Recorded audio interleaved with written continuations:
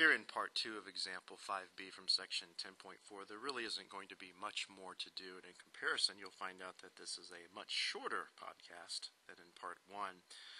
But I wanted to pay very special attention to a very tricky detail in determining the positions of vertical and tangent lines in polar, and it really hinges upon the fact that you've got a duplicate value of theta equaling 0 for both the solutions to your dx d theta equals 0 and your dy d theta equations equal 0.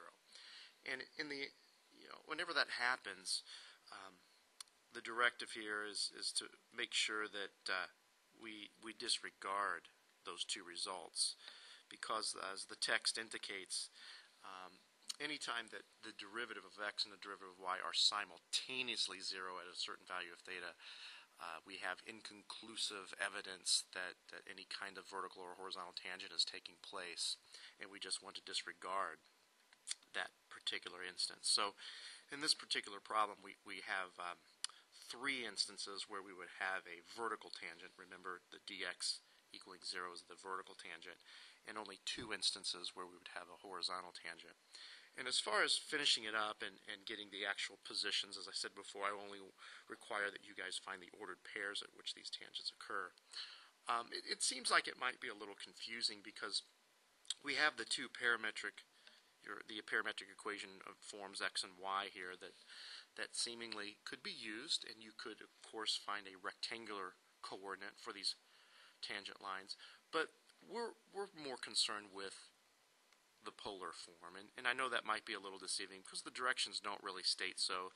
The directions there in your notes are just exactly how Larson and Hostetler had worded their directions in the example 5 in the textbook. I think I would be a little bit more clear if I ever wanted you to do something like this, and I would say write your answers in polar, or if this was a multiple choice question, I think the actual choices would be polar. I think this is probably a little bit too rigorous to be a multiple choice question because it would require a great deal of time. But in any event, we're just going to use the circled equation there and get all of our answers in polar.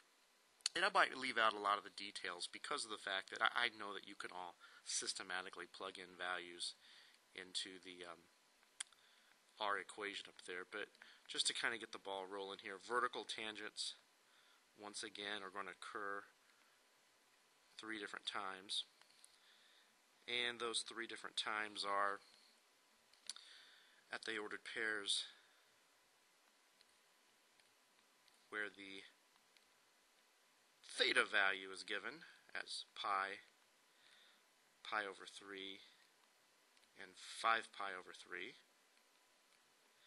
Now, as far as finding the r value, that's where your work is a little bit cut out for you. You just, like I said, you plug the theta in. In our case here, we'd have 1 minus -1, which is 2, multiplied by the 2, and we'd have a 4. And here in the case of pi over 3, the cosine of pi over 3, if you recall, was indeed equal to 1/2, and 1 minus a half up here would be a half, times the 2, of course, is a 1. And when you plug in the 5 pi over 3, you're going to notice a very similar situation. I believe it just occurs in a different quadrant, but the radius, nonetheless, is still going to be 1. So there you have it, your 3 points at which there's a vertical tangent. Now moving over here to the horizontal tangent, luckily we have a little less work to do, I suppose, because of the fact that there's only 2 points that we'd have to plug in.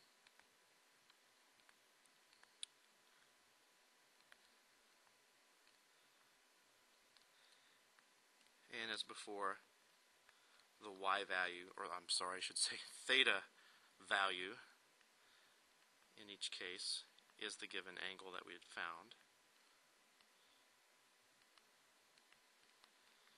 And to find the r, we just simply go about plugging each of these individually into the expression up here.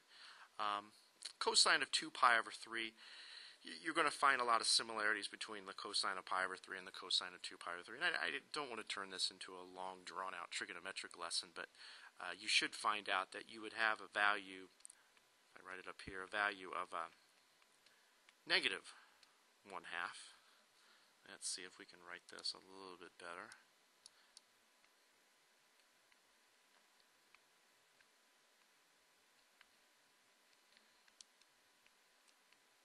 So R would equal 2 quantity 1 minus negative 1/2, which would give us 2 times, of course, 3/2, and the 2's would cancel, and we'd be left with 3. And it turns out that you're going to get the same result for your R when you plug in the 4 pi over 3, because, once again, we're just simply dealing in quadrants 2 and 3, where cosine is indeed going to give you a negative angle, and that, or a negative result, negative ratio in that fact, which is negative half.